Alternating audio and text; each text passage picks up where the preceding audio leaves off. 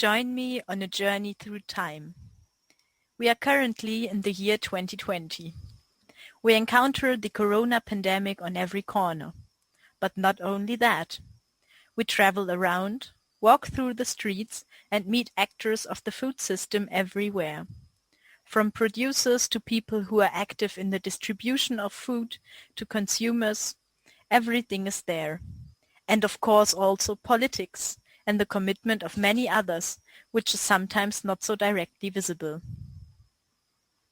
And as we walk through the streets, the first person we meet is Isabel from the organization Food Sharing, right behind the supermarket.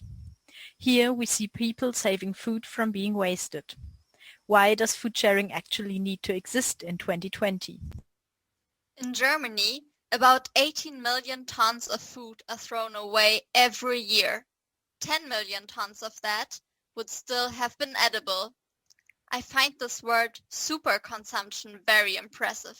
It stands for the lack of appreciation and the affluent society that no longer really knows what value food actually has, because it is not worth as much monetarily as it used to be. That's what's behind the waste. As a food saver, Isabel also sees an opportunity in the current crisis, because she feels that people talk about the food system now. I think a lot of people were not aware of all the machinery behind it, and that it is seen what a high value we should actually place on our food system. It is simply taken for granted, but it is not said that this is always there. A lack of appreciation for food and the question of superfluosity. This somehow makes me think of luxury foods like coffee or chocolate, which are only grown in some countries of the global south. These products are often available in cafes. So we walk on and meet Denise and Frieda, who both work in two different shop cafes. How are you guys doing in May 2020? Well, like other eateries, we closed in mid-March and then set up a delivery service with e-load bikes. Since it's been like this, we've been getting a lot of encouragement from all sides, like people calling and asking how they could support us. It sounds as if we are system relevant for this neighborhood. If you start from basic needs, we might not be system relevant because we are already about luxury food.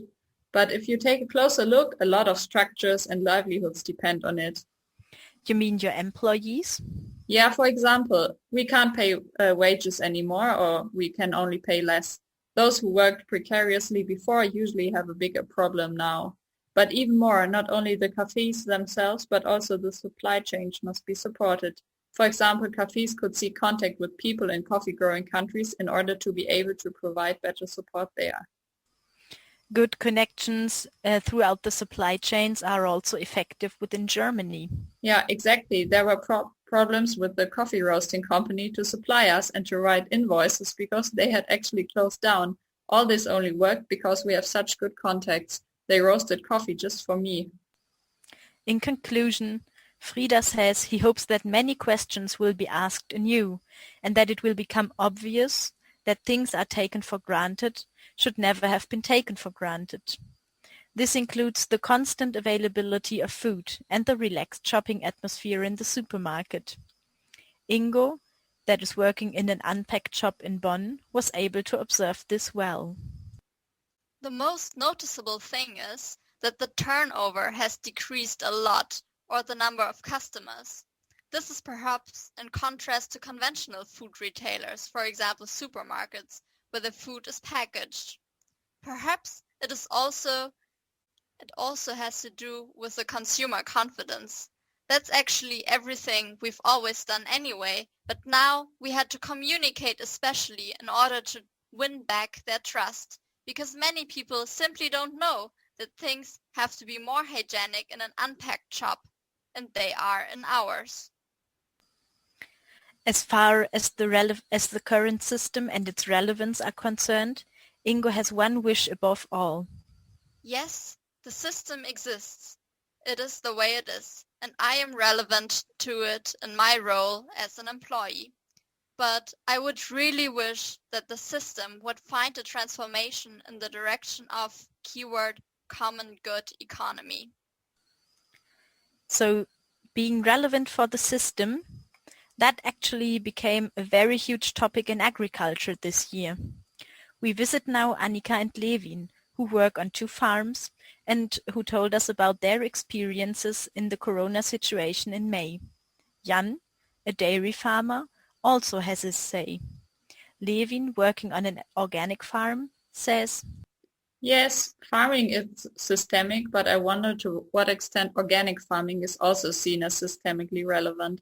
I'm worried about how long people will also have money for organic food, which is actually more expensive because it is simply produced in a more elaborate way.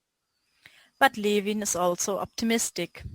Yeah, apart from that, I would say that such a crisis also has a certain potential. You simply notice that people have a great need for a secure food supply, and a regional value creation in agriculture is very forward-looking here.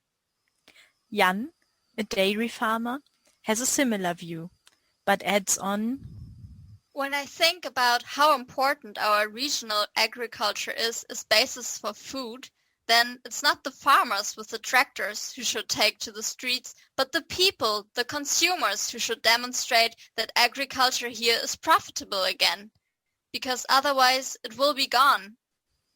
He adds that the retail sector always says that they are in favor of regional products and everything, but in reality they don't put it into practice. As soon as milk can be imported more cheaply from abroad, regional products disappear from the supermarket's assortment, and then German milk is exported. Exactly, because we earn more with the milk abroad than in our own country, as sad as it is. Levin, who also markets his products directly from the farm, comments, I can already feel a certain change, very strong, for example, in direct marketing. There we already see a very strong increase in demand, both in the area of organic boxes and in the farm shop. But so many farms are so far out. No one would ever go there. They can't market directly. They need the processing industry and marketing via the trade. And that has to become fair again somehow. I don't know how. I think people first have to become aware of the issue, and I think the crisis has brought that about. The question is how to put it on a stable footing in the long term, such an awareness. the attitude of society is also an important point for Jan, and a big part of the problem of the situation of farmers. The younger generation at least seems to want to change something. But I don't just mean food, but the entire consumer behavior. Nobody is willing to pay attention to quality. Everyone wants cheap. Who says in advertising, "Come to me, we have the best quality"? You never hear that slogan. For him, however, politics play the biggest role. So I see the market power of the discounters as the biggest problem, and in addition the mendacity of the politicians, because they support that local farms go bust. If dairies and farms want to sell their products in supermarkets, there's no negotiation on prices, but price dictates. And without politics, we farmers can't change that. That's the biggest problem. Let's take another look at the day-to-day work on a farm. Annika's meaning.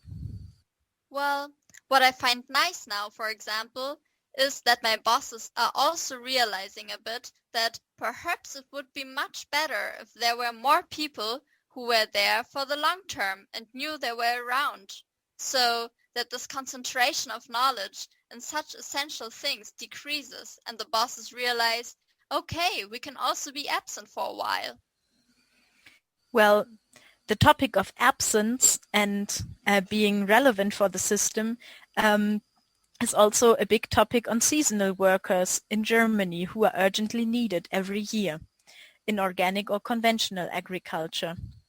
We continue to look at the system from the perspective of food production and make our way to Katharina from the Fair Farm Labor Initiative. For her, an important part of the producers is often forgotten here, those who work for wages in agriculture. Yes, when you talk about agriculture, it's rarely about the people who are employed there, although 50% of the people in agriculture work for wages. 60% of wage earners are migrant workers, people who do short-term temporary migration for work. What has happened overall in this situation is that the conditions have worsened again, and in that the dependence on employers is much stronger, from entry to accommodation, hygiene and food. They are completely dependent. There's even more isolation. The workers had to be quarantined together. This reveals a very racist view, as people from one country but different households are simply sent to quarantine together. Also, the hygiene rules and further things are not available in every language. But Katharina also sees the situation as an opportunity for change. Yes, the seasonal workers are suddenly in a completely different negotiation position because they are far fewer of them. They know that the companies are extremely dependent on them. In some cases, they have managed to negotiate a higher wage, the minimum wage they are entitled to, as larger groups. Maybe next year we can also use that so that the working conditions are also adjusted accordingly. Support for people in agriculture. Arsen can also tell us about this from a food cooperative in Sofia, the capital of Bulgaria. These communities of production, distribution and consumption cannot be missing in the food system, can they? What is the situation in your cooperative in 2020? First of all, some context. Bulgaria is one of the poorest countries in the EU. Food is bought when it's cheap. Most people don't have the opportunity to buy something that is 3 times more expensive than usual. That sounds like a big challenge. And we see similar problems than in Germany, where food is also bought too cheaply, even though for different reasons. Arsen also sees the farmers in a difficult situation. Yes, exactly. Farmers are left alone and have no idea how to grow and produce food the way they would like to, for example, in terms of environmental protection. They are the foundation of our food system, but they are the weakest group and they don't know their rights. We have to support the farmers, otherwise they will disappear and what will remain are discounters like Lidl, Kaufland and others. The power of the discounters was also a problem for the interviewed farmers from Germany. But what role can a food cooperative play here? Food cooperatives are places where farmers and consumers alike really learn a lot. For example, how to make responsible decisions. Food cooperatives, as an alternative to supermarkets, can safeguard farmers and make them more resilient to change. And they empower them. That sounds like a great approach, in Germany and also in Bulgaria. One more question. Are you as a cooperative systemically relevant in Bulgaria? I have to say, no. Our activities are not relevant to the current food system. We are outsiders for sure. Many people don't want us here because we are very clear in our demands. That doesn't go down well with everyone. But nevertheless, I am sure in 50 or 100 years, we will be very relevant for a secure and good food supply, locally and also in general. So, the awareness for the importance of small-scale and organic farming is slowly growing within the population. That should also be noticeable in the organic sector, no? In the organic shop, we meet Charlotte, who works for Demeter, a large organic association.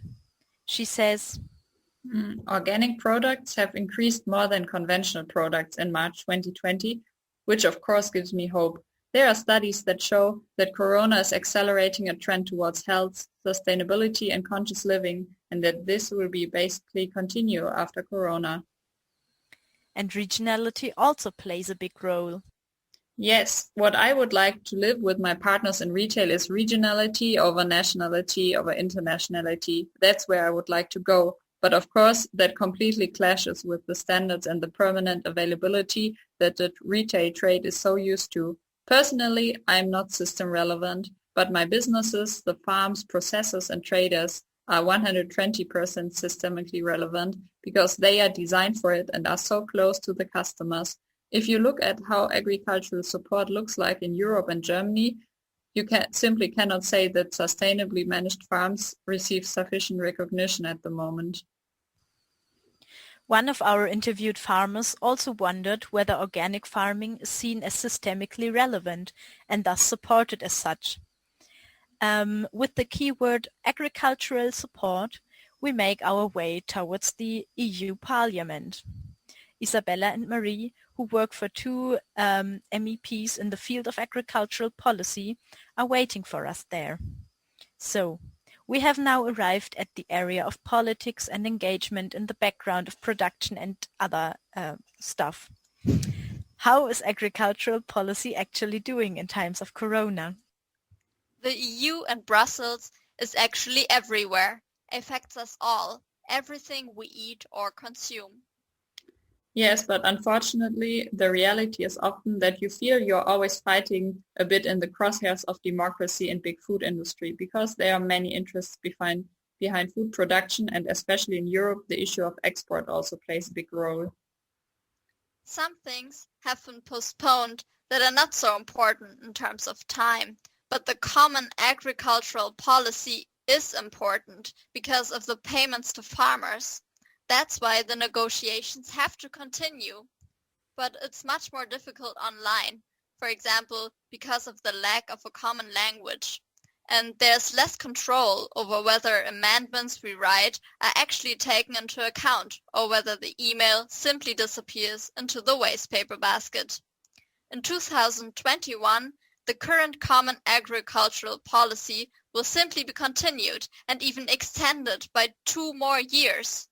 In view of the fact that the current agricultural policy is not very ambitious in terms of environmental and climate measures, and that the number of farmers is rapidly decreasing, that is actually already 2 lost years. But is there also a reason for hope?